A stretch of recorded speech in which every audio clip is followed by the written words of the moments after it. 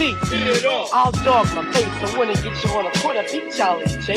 Go crush Charlie Chase, as cute as can be. You sell your soul to the devil to play like me. Well, I'm the R, Ruby D, and you got a lot of nerve. When you play against me, you know you're gonna get served. Go crush Shady L, the Lords, and Ruby D, my man. Your shit is on the board. You all can't ball, I'm the K, Kevin Ken, and I'm not the fake. You know I eat your ass up like a steak. You take. Go crush on the all. James legit. When we get on the court, I'm gonna see control. The W, wiggle wet, and I'm here to say that I can rock the world like the J. Go. I'm gonna call up Autumn and Ty Sky to the stage. Come on up, guys.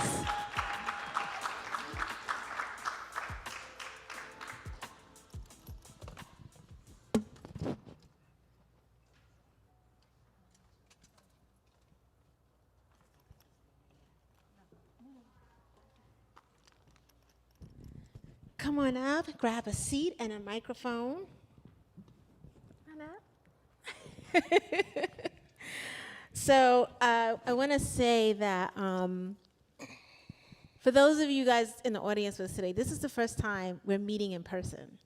Very much so. Ever. Ever. It's the first time Facts. got to share time and space with each other for the first time in forever, but I feel like I've known them my entire life. Big facts. Y'all don't even understand, like, when we put on these headsets, y'all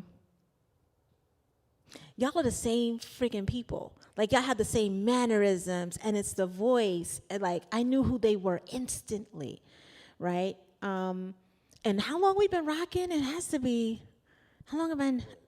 February or what? Well, you talking about the cohort was cohort. The cohort was February. Yeah. But before that, like, I know we met at the cohort. Right. But Ty, how long have you and I known each other? I also did the cohort. This was cohort 3. I did cohort 2 with you. Right. And that was like a year before. Right. So probably at least 3 years, maybe 2 years, 3 years. Something 3 years of connecting with people, sight unseen, through a headset, right? Being able to connect, create, share dreams, passions, arguments, drama, all types of craziness and shenanigans. And this is the first time we're seeing each other in person.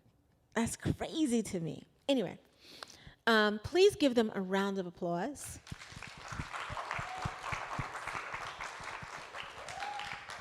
And another thing I want you guys to know is that they are not, this is the first time they've done anything with film. They learned everything that you saw today in a couple weeks.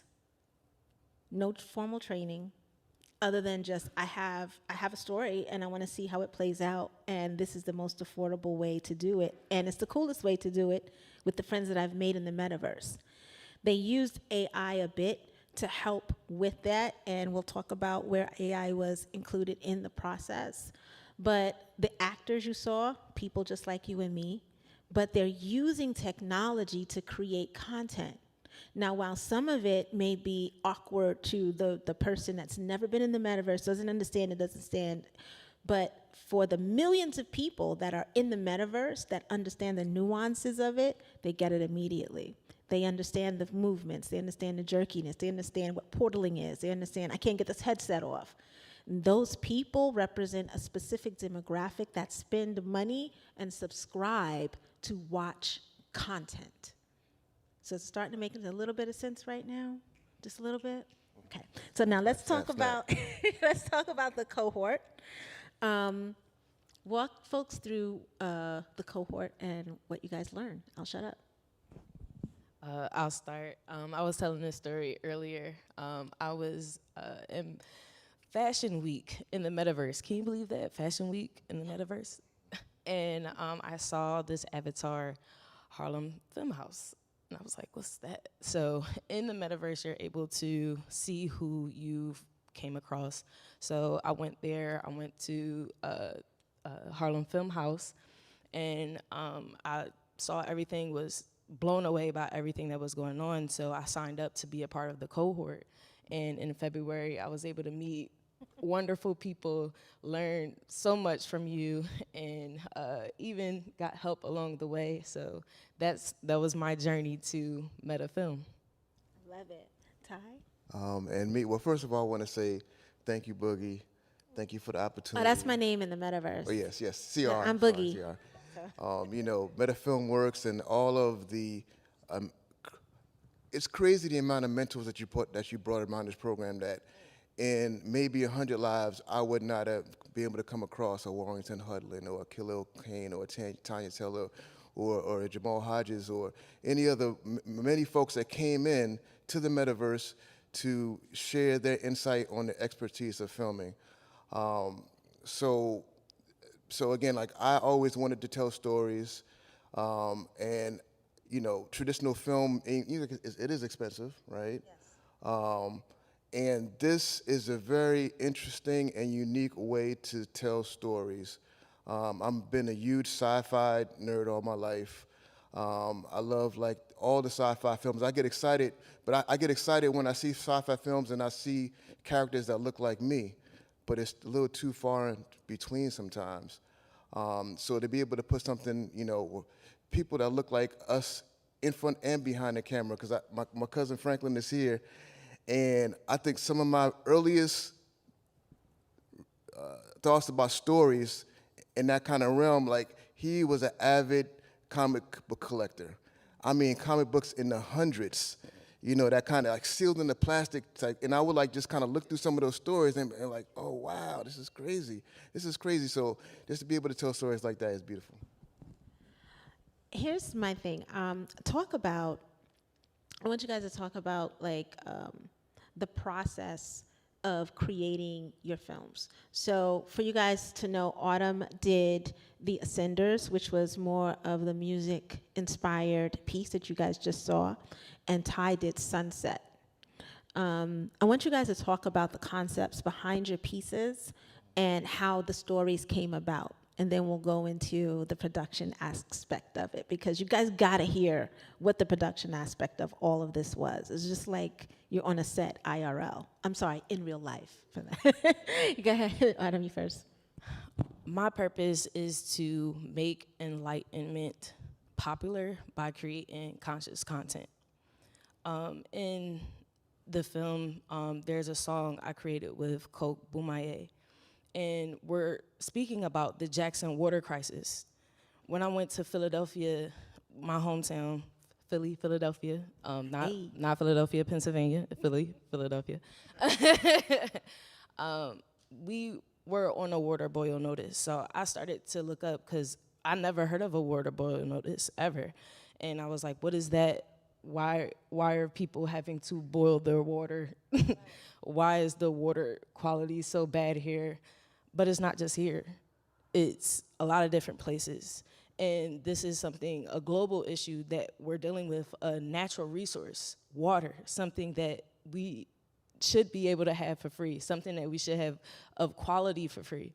And it's taken away, not only just in Mississippi, but in Hawaii. We know about Flint, Michigan. There's so many places around the world that are affected by this, and we need to get that content out there to put it on people's minds, put it in the forefront of their minds, saying that this is an issue, we need to tackle it. And what better way to do it in the media? They already programming us with what they want us to know, what they want us to do, and how they want us to behave.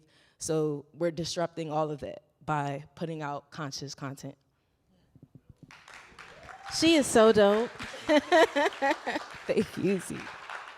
Go ahead, Ty. So, black people in the future, right? Right, Black people in sci-fi. right. The audacity of telling stories where we are the forefront of the story. That is the type of stuff that really motivated me to be able to put together stuff that I don't feel like I see enough of, right? The power of family, the power to create. Is technology our enemy, or is it a tool? I think these are all themes that I kind of felt as doing this project. But CR asked about the process. 11 weeks. Ooh. And let me tell y'all something. This MetaFilmWorks program is, God, it's grueling. It's grueling. I'm gonna go ahead and say grueling. Yeah, it's grueling because you're talking about 11 weeks to learn what a lot of you filmmakers have spent a lifetime honing and crafting, and then having to have the courage to take that piece, that amateur piece, and put it out in front of the world. Because of course I'm in their ear like, you don't show up, you don't get put out. And the goal of this is to get put out because we're going to push it. I'm gonna put it in my festival. We're gonna push it. We're gonna push, push, push, push, push. So they had to learn, people who've never done this before, had to learn budgeting, marketing, casting. Let's talk about the casting process because we're in the metaverse. So everybody's thinking, oh, you guys must have used all computers and AI actors. Let's talk about the cast process. Casting, actually, we are casting for, right now, actually, I have 2 casting auditions coming up, but casting for the trailer, because this is actually the trailer for it, it's a trilogy, but casting was very difficult. Working with people in real life, you think you have it all together, you think everything will go right, but why? Why would they do that? Why would actors show up when we need them to show up? So the casting process was very different for me because I've always went to casting events but never had to host one myself. Actually, when we did the casting in the metaverse, none of my people showed up. So it was very difficult with just timing and schedules and things like that. But now, and make no mistake about it. From the beginning, I told them you have to have budget, you have to create economy, you have to pay every person that you cast, that you bring on board. So it's not like people didn't show up because they were like, whatever. These people are paying, just like any other production house would pay. So that's embedded into the Meta Filmworks program because you have to create the film economy, right? So exactly. Yeah. Yeah, now as far as the casting as well, like, it was very organized and it was very professional, and we also had to create the promo for the casting as well, right? Yeah. So not only the film, we had to create all the promo around it, the film, the casting and all that stuff. So I know I had, years back I had experience being a PA on Sunday's Best.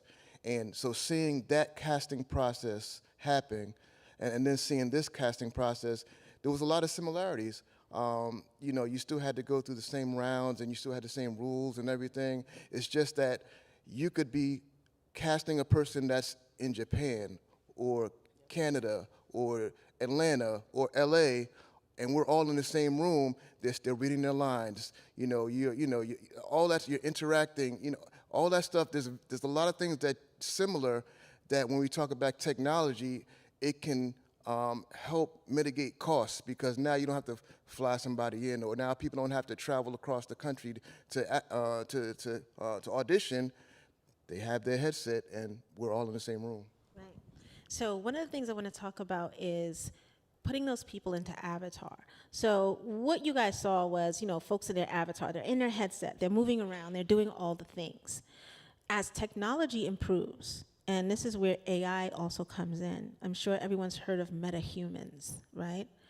Those things the technology is improving so much that right now the stiff avatars that you see will more and more resemble actual human beings, and you actually create it. Now here's where people get it twisted. When you create a metahuman, it's the same thing as when you create your avatar, except it looks super realistic. So what you put into it is what comes out.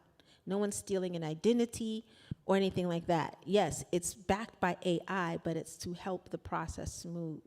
So imagine taking what they did and adding even more realistic people with more realistic range of motion. And this shit is free. I'm talking about free. You wonder why there's a media storm about, oh my God, AI is the devil, we hate it. Because it's a free tool to help you create and get your stories out. Let's talk about the AI that you guys used in relation to creating your films. Let's start with you, Autumn. Did you use any AI to help along the way? Yes, I just mentioned I had a few casting issues. So AI voice generated. We had some of the Hound Dogmas. A lot of that was AI voice generated, and I used the platform Spatial IO to produce the film. So AI was all throughout this, and it was a great experience. And did AI take over your mind and soul? It did not. I Did you wanted eat your it to. babies? It was a help. It was very much a help. I always tell people it makes life efficient to use it as your personal assistant. Because as entrepreneurs, sometimes hobbyists and things like that, we don't have the budget, like you taught us, to do the things that we would normally want to do IRL in real life. However, in the metaverse, free resources, free tool, free worlds, people that that create different worlds. You can go world hopping, world traveling to just see what worlds work best for you. You can get people to create worlds for you.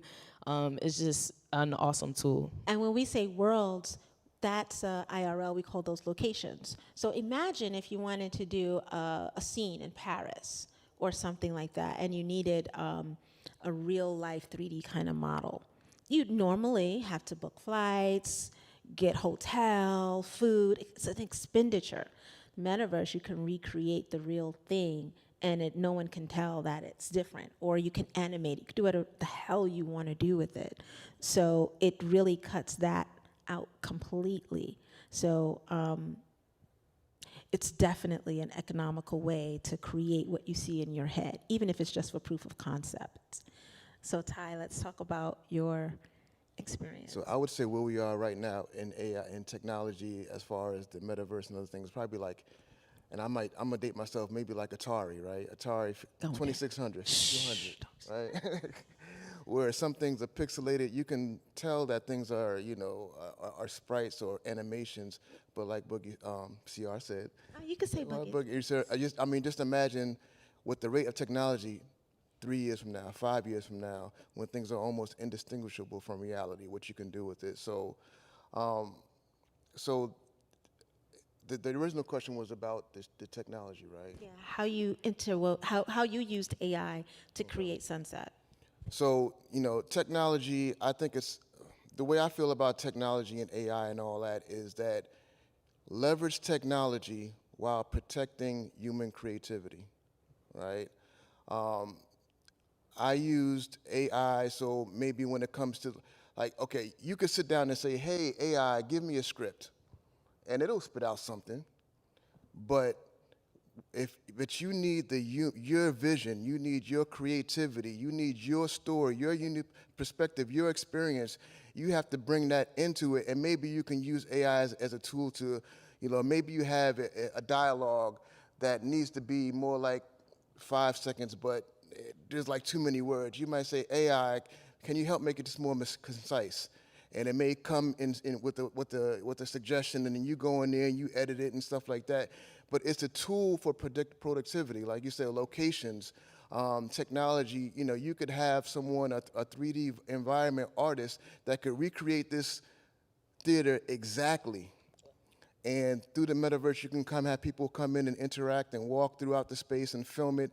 So again, we talked about 11 weeks, right?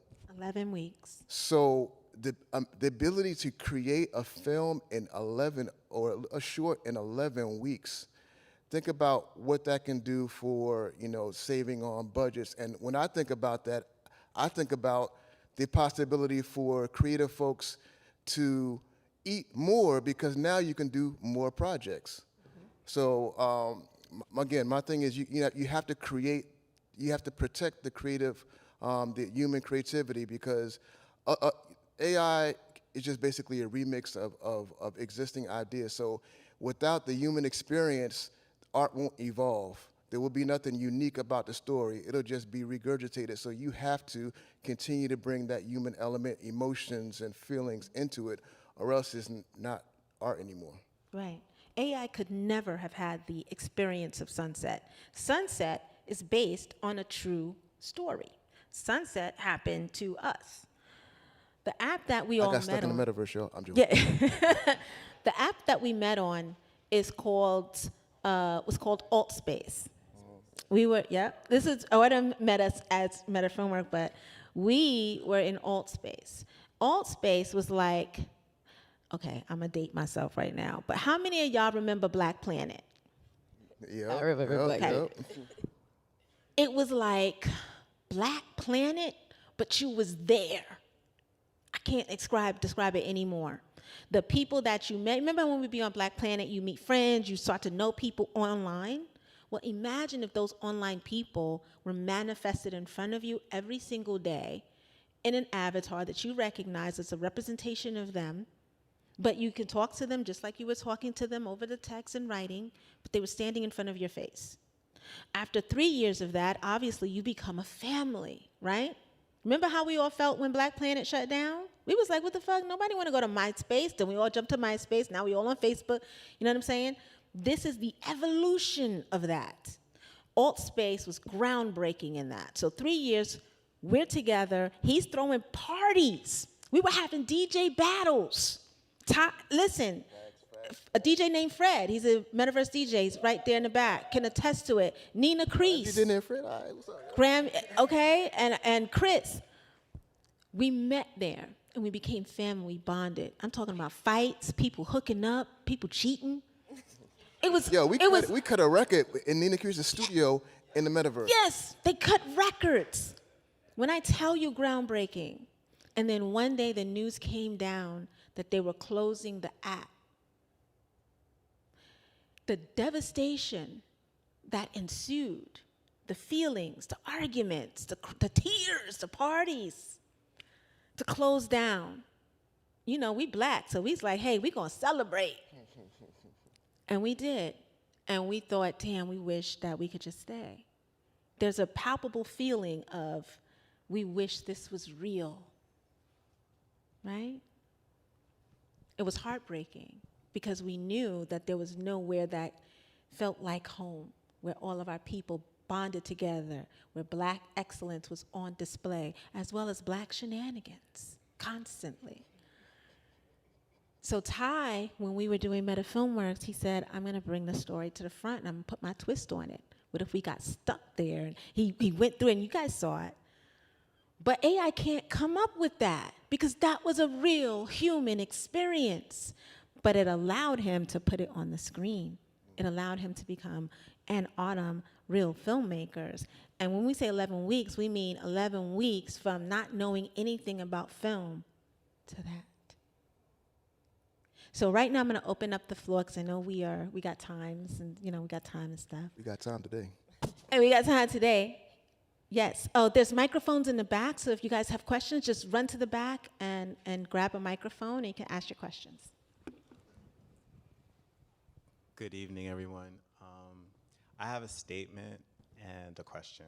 So my name is Richard Pelzer. I have a company called Harlem CLX, which is Create, Learn, and Experience. And I just want to say, one, I'm very proud of all of you. I think it's amazing. I didn't know what I was coming to, so my cousin invited me. So Autumn, thank you very much. I happen to live here in Harlem. She's in Philly. But I just wanted to ask you guys, like, what's next? Because I happen to be a filmmaker, a traditional filmmaker.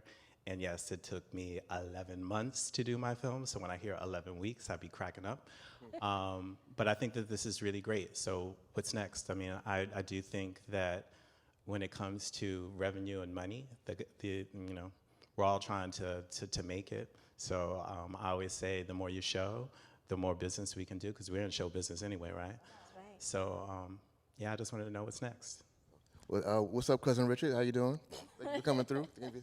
I would say, first of all, this was the pilot episode that you saw of Sunset, and I think, like you mentioned, that was your trailer. So there's about 7 more episodes to come up. So continuing the story is very important. Continuing the IP and the brand and the world and the characters and the roles is very important. So I think the story is kind of like the foundation of it.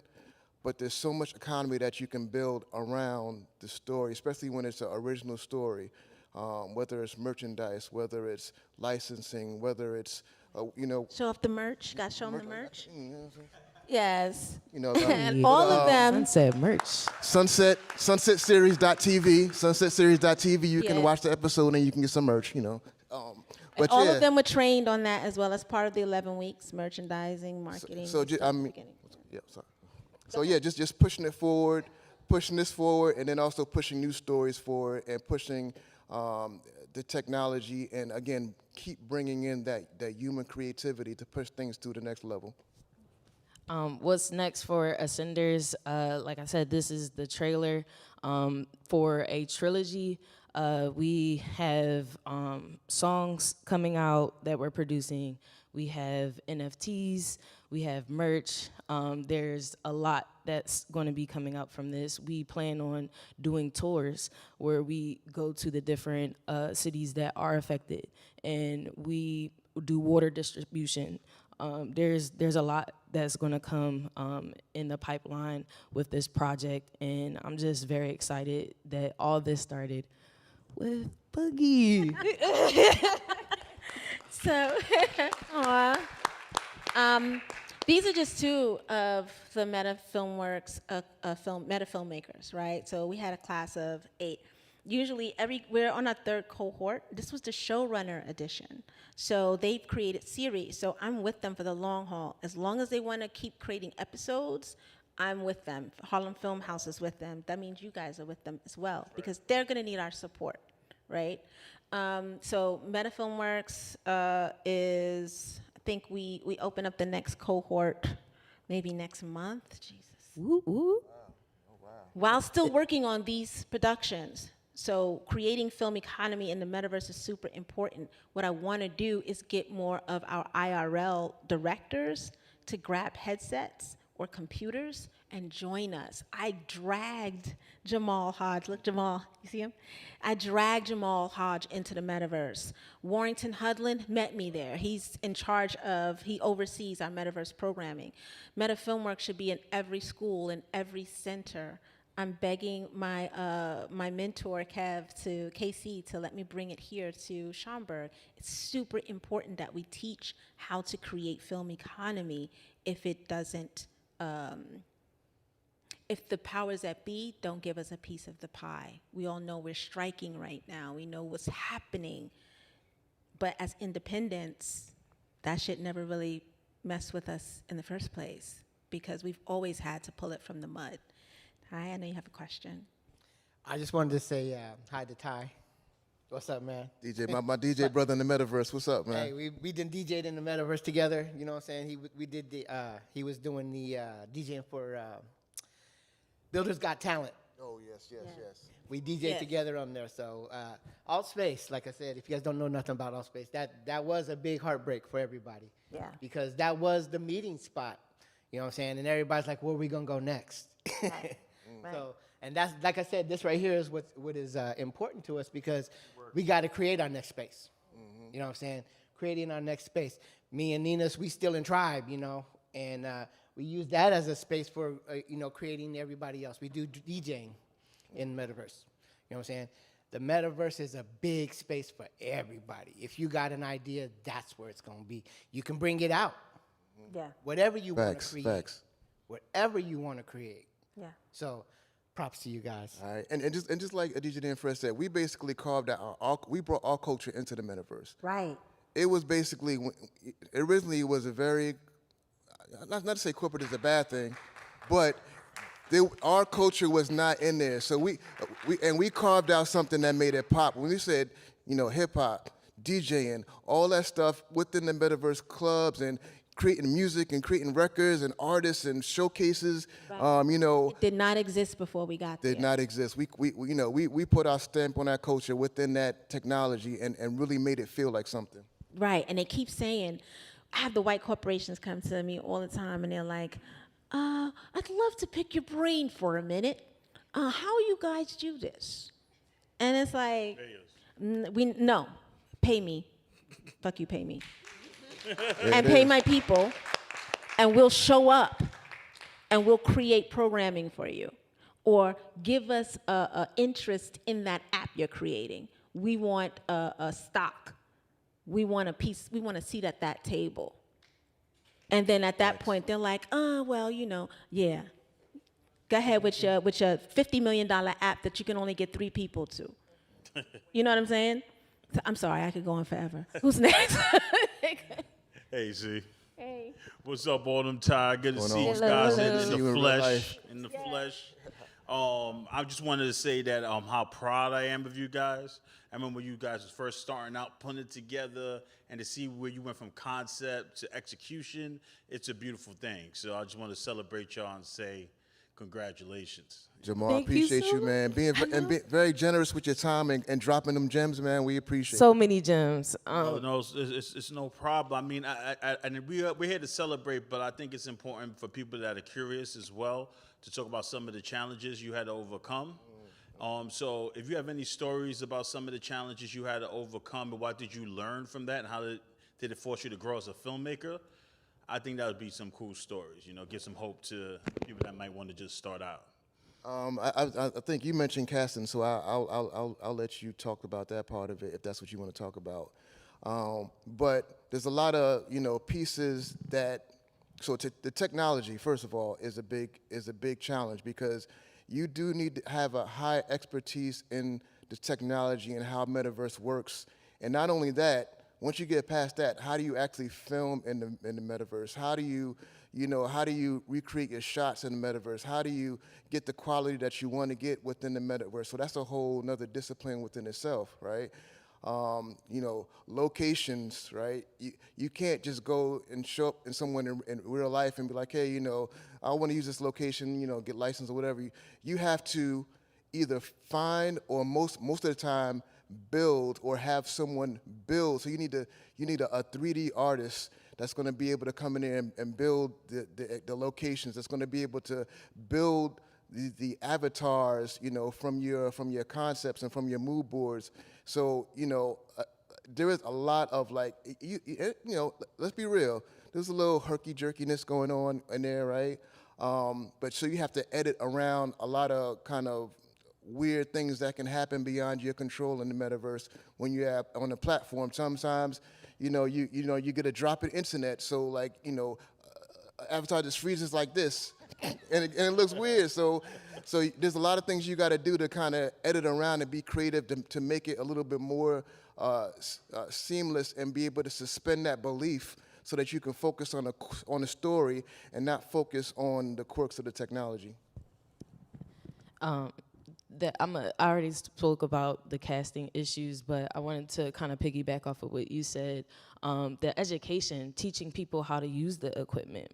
If you think about it, our eyes is what gives our mind the information. It allows us to kind of depict what's going on around us, but it's really illusion. You know what I'm saying? Because as soon as you put on that headset, everything changes. You're literally inside that world. So I remember putting on the headset and then you could be facing forward, but then about time you take the headset off, you're in a whole nother area, turned a whole different direction. And it's the fact that teaching people how to be comfortable with that technology was a challenge for me. I would say the biggest challenge, Jamal, is also getting our folks to adopt technology. And understanding that that's where the future bag is. And can I just say, I just want to give a moment to shout out Kim, my coordinator. Hey, Kim, watch it! I'm telling you, with so many moving pieces with that technology, filming and editing and avatars breaking down or getting weird. Kim was there on set every day, and she was keeping things moving and anticipating the next step and getting folks into position. And when people were having issues with their technology, she was the help desk and everything. So I want to just give props and give a shout out to our coordinator. And everything they learned over the 11 weeks translates into real world skills. They could be hired right now, and create massive revenue for themselves and still continue what they want to do. Yes. Hi, Autumn. Hi, Ty. Congratulations Thank you so on much. your pieces. My name is Tiffany. It's a little bit similar to the last question, but I was curious to know any surprise takeaways that you had about whether it was the project or the process, or surprise takeaways about yourself in this process. Anything that you were kind of like, oh wow, I didn't see that coming. I just say that the ability to have a story in mind and to apply it to this new platform, it's one thing, we got a crash course in traditional filmmaking concepts. So to be able to convert that over to this new medium and kind of massage it where it applies. Like we talked about locations, we talk like your makeup artist is really like your 3D avatar designer. To be able to translate that stuff is probably the biggest surprise, and to see how well it could actually work was also a big surprise, if that makes sense. Ascenders has been something that I've been creating for a while now. I actually have a book series that I wanted to create a comic book from it, but I didn't have the budget for the animation. I didn't have the people, the resources to do what I wanted to do. I'm trying not to get emotional. You're gonna make me cry. No, don't do it, Autumn. You're gonna make me cry. So something that I learned from this was that I don't need all of that to do it. I just need my story, and I just need people to believe in me just as much as I believe in myself, and to show me how to do it the right way.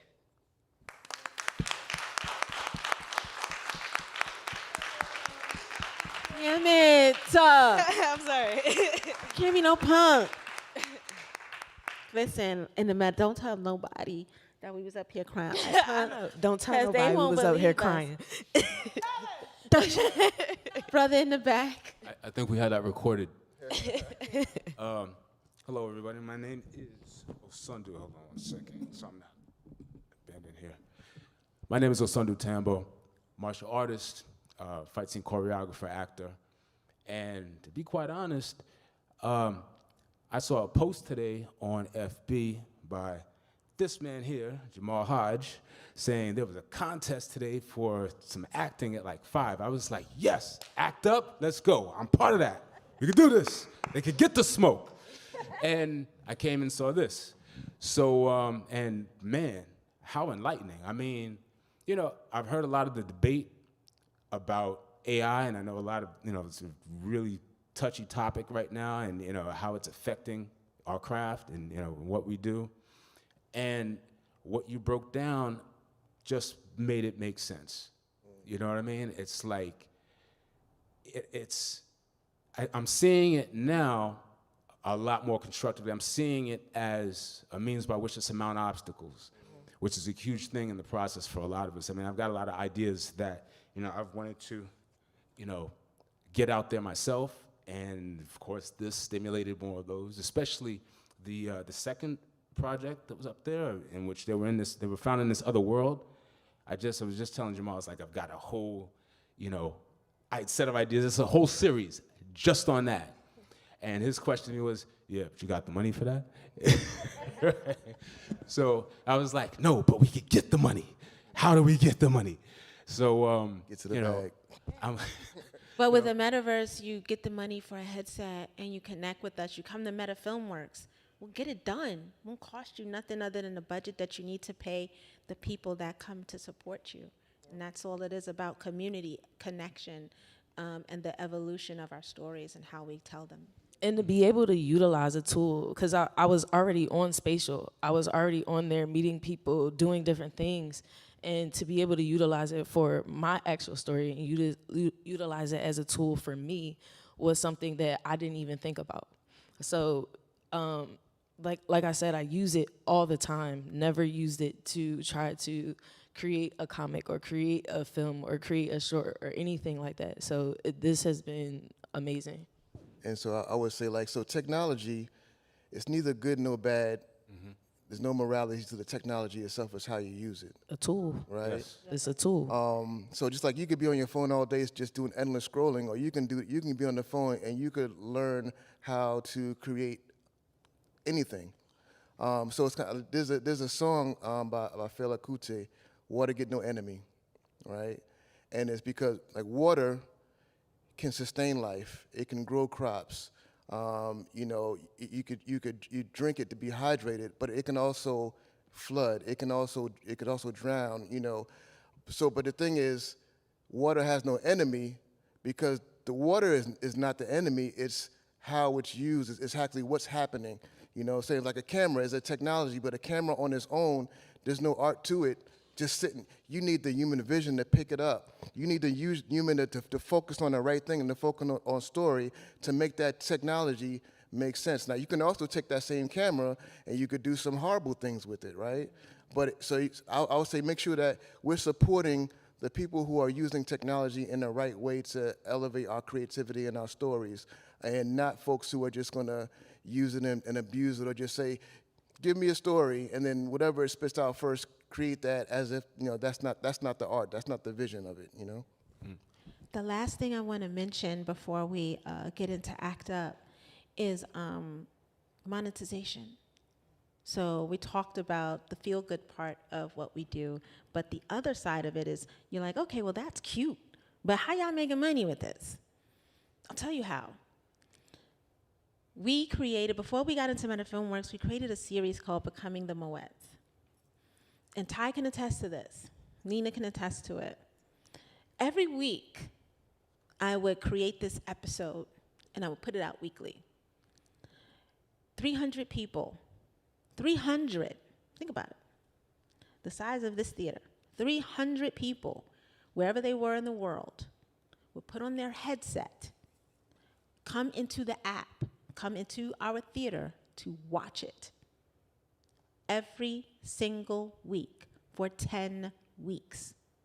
And it got bigger and bigger and bigger. Imagine if I said, all right, well, you know what, we need a donation. Now I'm adding a box office to it. Now I'm adding ticket to it. Why? Because they're coming to see it. They're consuming content. Not only are they the content, but now they can come and watch actual content, sit next to each other and talk about it, the same way we do right now. So with Meta Filmworks, the next evolution of teaching our filmmakers is how to now monetize, how to grow their brand, and how to charge folks in the metaverse for it. They can open up subscription services, content creation. They don't have to rely on TikTok or YouTube for their views. If they can sell a ticket to their screening in the metaverse for $5, $2, $1, or hey, $10 a month, support this creator, they can be their own Patreon. How powerful is that? This is the revolution that we are talking about. And we need all of us, particularly folks of color, to get on board because you are being left behind so bad. And that's why it's so important. This room should be packed. Packed. But that's okay, because it only takes one or two of us to keep doing it and keep doing it and keep hitting it and keep spreading the word. So now that you guys heard about what happened here today, please go and spread the word. So I'm gonna let you guys have some final thoughts and talks, and then we will move on. Autumn, any last words? I appreciate everyone who has helped with this film. I appreciate Meta Filmworks, and thank you to my family who came out and supported me. I appreciate it. And make sure that you guys are utilizing your voice. Our voice is something that is very important, and we have to speak up on the things that we care about. So that's all for me. Well, I want to thank everybody for, you know, spending this time to allow us to share our stories with you. You know, thank you to Harlem Film House, the Meta Filmworks, and everybody who wrapped their arms around us for this process. I want to thank my family, thank my sister, thank my cousin, friends of the families out. I want to thank my wife who put up with way too many nights of all-nighters editing and filming and everything. So I just want to be able to continue the story and for everyone to be able to join along in the story and be able to expand the world of Sunset and you know, just really just keep that going. And I hope that something in this inspires you to be invested to find out what's next. We have 7 more episodes to go, and our cast and crew is excited. I know Kim is ready. We about to put it down. But please connect and stay connected with us. SunsetSeries.tv is the website and our social media, SunsetSeries.tv. Just follow us. You can check out the episodes and check out more story around the characters and all that stuff. So, but thank you so much for being here. Thank you, Boogie. Thank you for this opportunity. Appreciate y'all. Okay, ladies and gentlemen, thank you for your participation here. After this is over, Ty and Autumn will be in the auditorium, so if you have any more questions for them, please feel free to network there. Thank you. All right. We're going to take a short break, and then we will begin the ACT UP program. Thank you, guys.